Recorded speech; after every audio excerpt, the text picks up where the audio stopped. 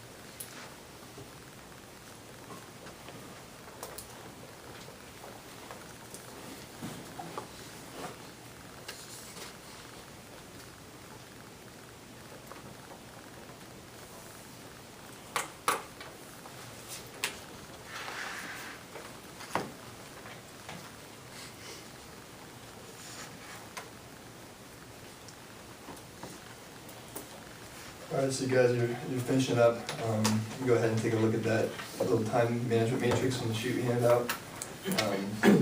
Just kind of break it down activity and time. The 2 main factors that really factor into time is urgency and importancy. So as you see on the top, we have urgent and non-urgent above there. So I want you guys to write important right to the left of quadrant 1 on your sheet. And then below that, to the left of quadrant 3, I want you to write non-important. So kind of like going off urgent. Urgent is something that's immediate action, and so deserves immediate attention. The acts on this is usually visual, visible, like it says below. So we're reacting. It's kind of, it presses on us to react to it. Whereas importance is more based off results. Instead of reacting to it, we kind of act to seize the opportunity. Importance kind of almost draws in with habit number 2. It's important to keeping the end in mind. It's important to have what's important to us and priorities. That way we're able to take those priorities and kind of establish where they fit into our daily lives. So yeah, as we look at quadrant number 1, we have urgent and it's important. And then quadrant 2 obviously is not urgent, but it's still important. And then obviously 3 and 4 are things that aren't really, or either urgent but not very important. So kind of taking those quadrants and basing them off life, people who tend to live in quadrant 1 usually experience a lot of stress and burnout because most of the time they're focusing on just major life crisis. It's a lot of problem-minded people live here. Basically just living life based off crisis. Just more focused on what's urgent and what's important, not really looking at anything else. So then for quadrant number 3, people who tend to just live here end up dealing with a lot of broken relationships. Focusing on things, short-term focus. A lot of times people here, they think they're living in number 1, but really they're living in number 3 because they think things are important and urgent, but really they could just be seen as urgent but not really important. So a lot of times, this is based off the expectation of others. They think they're living right, but really they're kind of living off what other people think in quadrant number 3. So finishing up my short-term focus. And then for people who live in 3 and 4, kind of the bottom quadrants, these are obviously things that aren't very important, and these people are kind of tend to lead irresponsible lives. These are kind of people that are fired from jobs. They don't really have their priorities.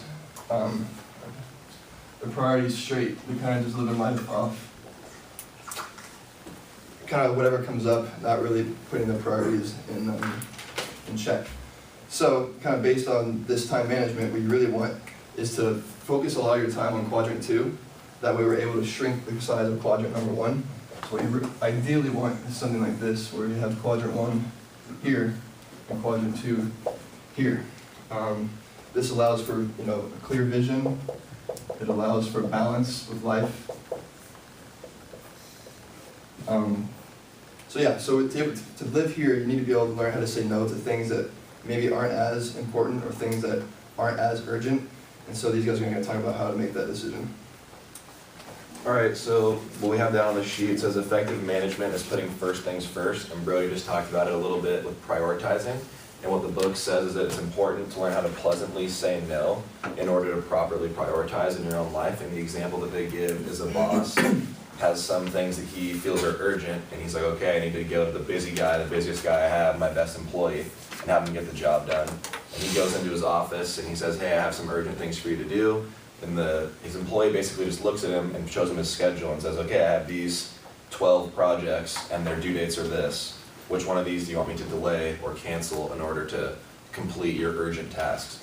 And the boss kind of steps back and realizes, like, okay, these are urgent, but they're not important. It's not worth changing this guy's schedule in order for him to do this urgent task. It's not necessarily important. And so the employee demonstrated being able to pleasantly say no by, doesn't just look at his boss and say, no, I have other stuff to do. He just says, okay, in order for me to complete these tasks, which ones should I delay in order to, in his eyes it would be wrongfully prioritizing, but the boss was able to realize that, and so he goes to somebody else in order to do the job. And then with that, it's important to realize that there's a difference between managing and then being a leader. And two of the delegations that are talked about in the book, it's the gopher delegation and then the stewardship delegation.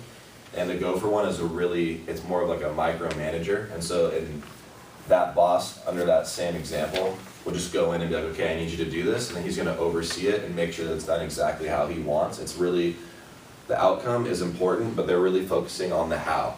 And he's like, okay, you need to do it this way. It doesn't really matter if there's 20 ways to solve it. You need to do it the way I want you to. And then the stewardship delegation, the results are still important, but it's less focused on the how and more on the what's. Like, what are you accomplishing for me? I don't really care how you do it, as long as they're just allowing you to properly prioritize and go about being effective. And so with that, it's interesting to note that leadership is more of a right brain task, as it's more of an art, and it's based upon philosophies. A lot of times when you read popular coaching books or you look up motivational speakers, there's a philosophy or a set of guidelines that they're following by that are presenting these positive leadership capabilities, whereas management is more of a left brain task, and it's learning how to be effective. There's not necessarily a philosophy that you're following. It's not like an art form. So, yeah. Now I want you guys to take a second to look back at your answers for question 1 and 2. Flip back and read through them.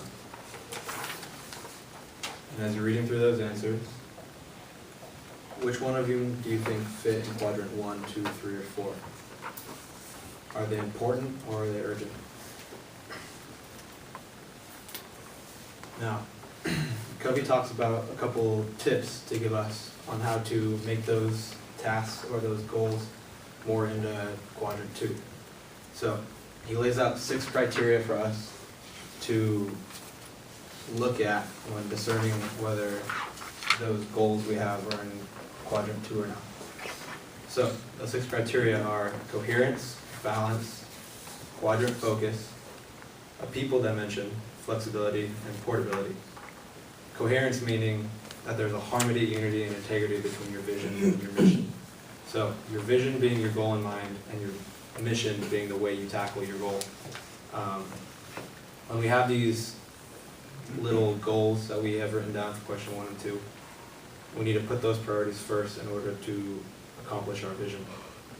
Balance would be the ability to identify your various roles and keep them in front of you so they're not neglected. Focus would be organizing your life on a weekly basis. So instead of focusing day to day on what we're doing, structuring our weekly schedules around our goals is a more effective way of reaching our vision. 4th would be a people dimension, thinking in terms of effectiveness and dealing with people, even when you have to neglect your schedule. So for example, if you have a set schedule for the day and you're going to tackle these 5 things, yet someone comes in and this person is your boss per se, it is more important to make those relationships with your boss higher on your list of priorities than finishing a homework assignment, for example. Fifth would be flexibility. Your calendar works for you. Even though you have made a calendar and set it for yourself, and these are your goals you need to tackle, you made the calendar for you. The calendar isn't your boss. You are the boss of your calendar. 6 is portability. Your mission statement or organizer should travel with you. Like something we did with the track team a couple weeks ago was writing down our goals on a little note card to carry them with us at all times. We even have a little punishment if you don't have your cards on, if you don't have your goals on you, and you have to talk to your goals about someone random that we choose. You guys don't necessarily have to do that, but it does make it helpful that every single day, if you have a little note card in your wallet, every time you open your wallet, you can look at your goals and be reminded of your mission, your vision, and what you want to accomplish for the day or for the week.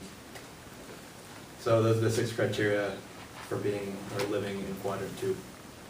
Now a couple other things to become your own quadrant 2 self-manager, to like very much tackle your own mission, would be to identify roles, selecting your goals, scheduling, and daily adapting.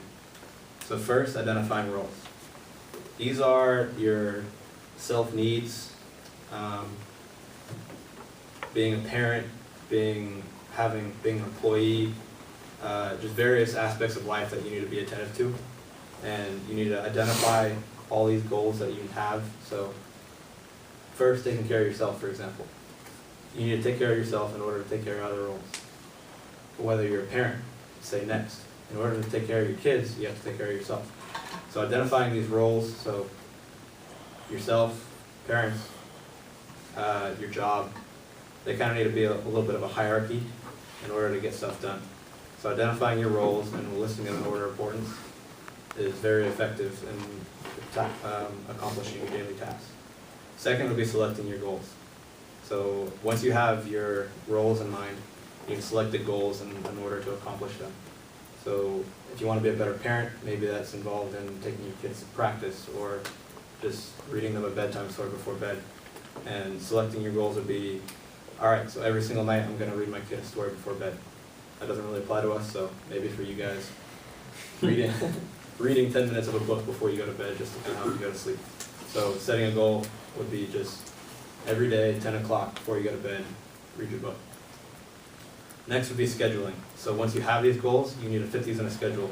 So make your weekly schedule and just plan out everything you guys need to do.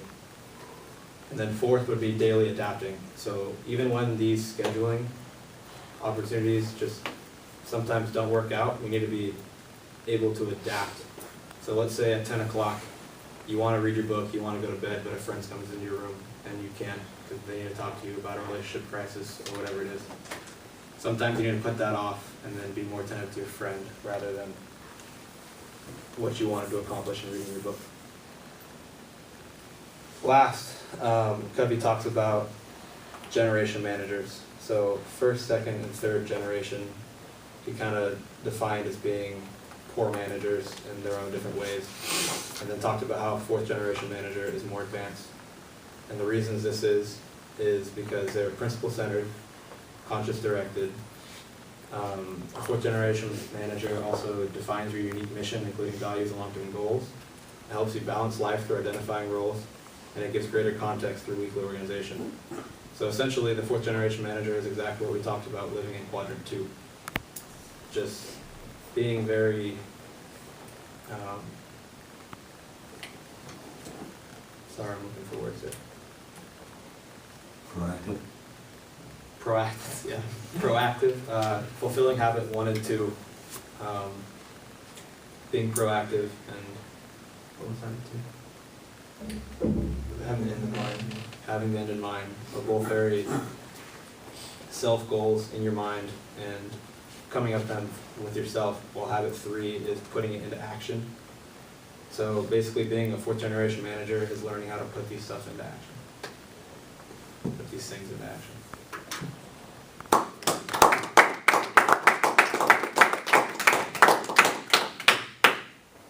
You guys have any questions on the habit?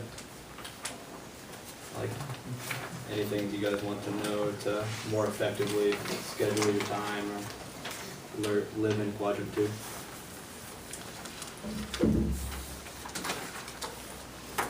Did it talk about or how would you go about, I know you said your schedule's made for you, so you have the ability to be adaptable. How much adaptability is too bad? If that makes sense. Like how much can you put things off? Alright, so your schedule is basically set to fulfill your goals. So at the end of the day or the end of the week, if you feel like you haven't been able to reach or take a step towards your goal, I would say you're putting off your schedule a little bit too much. So for the example I gave on reading and then your friend coming into the room, Yeah. if that's happening every single night, then you aren't really fulfilling your goal of reading. If it happens once a week, you're still maybe reading 6 out of the 7 days. So I guess it would be up to your own discernment. But if it's happening every day, then it might be a little bit on you to change your schedule a little bit.